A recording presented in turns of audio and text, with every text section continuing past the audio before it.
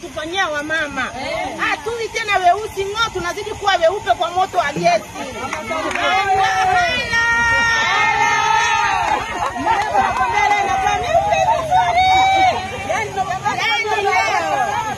Yani leo nyama inachemka hapa ni balaa. Okay. Supu nzito. Yani lizoea kupikia kwenye kuni, tunakuwa weusi, tunachaka macho. Macho anakuwa meusi, tunakuwa kaa wanga. Sasa hivi tunakuwa mwere.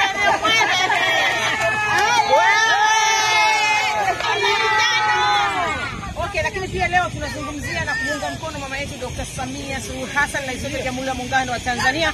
Clean cooking, nishati safi ya kupikia. Na leo tumeweza kutembelea soko hili la Buza hapa stendi. Lakini pia nimshukuru kipekee kabisa mbunge wa Temeke mama yangu Dola Kilave kwa kuunga mkono na kudhamini kipindi chetu cha leo na kusema anatamani na yeye awaguse, awaunge mkono mama lishe wa hapa Buza stendi. Endelea kuonana hapa, tuko na mama Manka Kamati ya Lombaya. Leo anachemsha supu yake kabisa.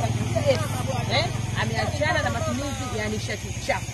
Lakini pia tuko na mama hapa anapika chapati. Mama yeye naye anapika chapati kwa kutumia gesi. Lakini pia tulizoea kuona miogo inapikwa kwenye moshi, kwenye kuni. Leo inakuwa meusi, yani leo miogo mizuri meupe laini.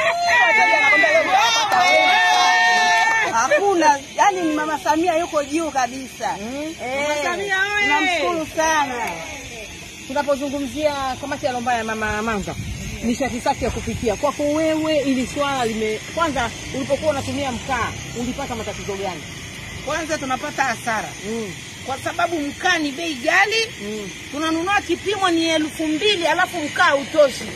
Lakini kwa sasa hivi tumepata gesi. Mama Samia katuunga mkono. Sasa hivi wanawake tuko juu. Miaka 5 tena mbele. Nipande moto. Kweli kabisa. Okay, asante. Tunakwenda wapi?